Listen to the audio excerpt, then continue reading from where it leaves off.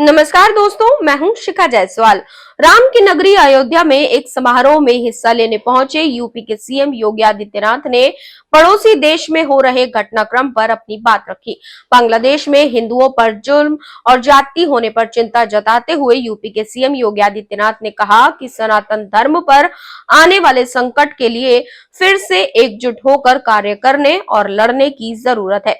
उन्होंने कहा कि आज दुनिया की तस्वीर हम सभी देख रहे हैं। भारत का आस पड़ोस जल रहा है, मंदिर तोड़े जा रहे हैं, हिंदुओं को चुन चुन कर निशाना बनाया जा रहा है। तब भी हम इतिहास के तथ्यों को ढूंढने का प्रयास नहीं कर रहे कि वहां ऐसी दुर्भाग्यपूर्ण स्थिति क्यों पैदा हुई। जो समाज इतिहास की गलतियों से सबक नहीं सीखता है, उसके उज्जवल भविष्य पर भी ग्रहण लगता है।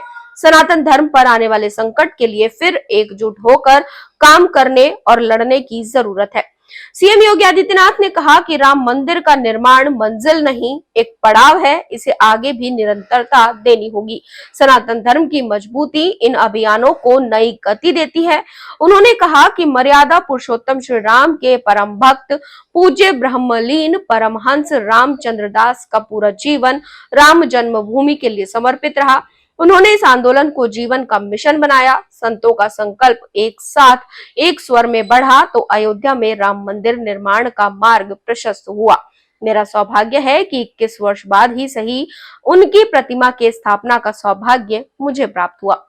उन्होंने कहा कि जिस राम जन्मभूमि के बारे में लोग कहते थे कि अगर फैसला राम मंदिर के पक्ष में हुआ तो सड़कों पर खून की नदियां बहेंगी। संतों ने बातचीत से समस्या का हल निकालने का भरपूर प्रयास किया, लेकिन जब बातचीत के रास्ते समाप्त हो गए और सरकार की हठ धर्मिता आड़े आने लगी तो पूज्य संतों ने लोकतांत्रिक तरीके से संघर्ष का रास्ता चुना। इसके उपरांत देश के अंदर मजबूती से आंदोलन आगे बढ़ा।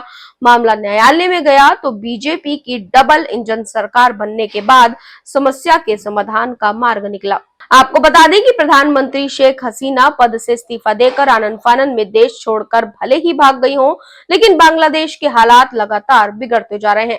बांग्लादेश में सरकारी नौकरियों में आरक्षण सिस्टम के खिलाफ शुरू हुआ विरोध प्रदर्शन देश भर में भयंकर लूटपाट और दंगों में बदल गया। इन दंगों में अल्पसंख्यक समुदाय, खासकर हिंदुओं को प्रदर्शनकारी अपना निशाना बना रहे हैं।